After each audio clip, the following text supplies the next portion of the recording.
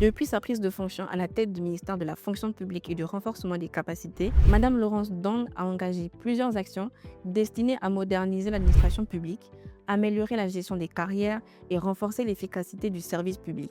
Conformément à la vision du président Brice Clotaire Oligui Nguema, des résultats concrets ont été enregistrés au cours des 100 premiers jours. L'une des principales priorités a concerné la gestion des carrières des agents publics.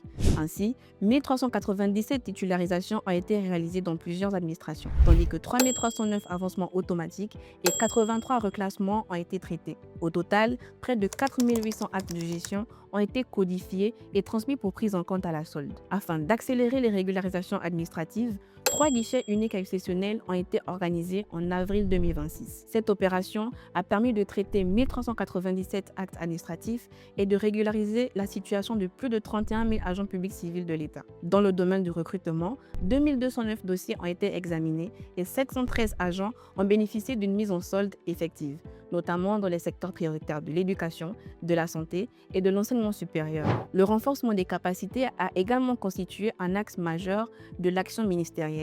Plus de 3654 agents ont été admis en stage professionnel, tandis que les grandes écoles du ministère, l'ENA et le PCA, poursuivent la formation de 1350 élèves et stagiaires. Au sein du ministère, 284 agents ont bénéficié de formations visant à améliorer la qualité du service public. La modernisation de l'administration s'est poursuivie avec le lancement du projet du système intégré de gestion de ressources humaines, SIGRH, la numérisation des actes administratifs et l'avancement du répertoire interministériel des métiers de l'État gabonais, RIMEG. Parallèlement, plusieurs réformes ont été engagées avec l'examen de 11 projets de texte et l'élaboration de 6 projets majeurs destinés à adapter la fonction publique aux exigences de la Ve République. Enfin, l'amélioration des conditions de travail s'est traduite par la réhabilitation de plusieurs bâtiments administratifs et l'équipement de 29 services en matériel informatique moderne. Après 100 jours d'action, une dynamique est engagée, celle d'une administration plus moderne, plus performante et davantage tournée vers les résultats au service des agents publics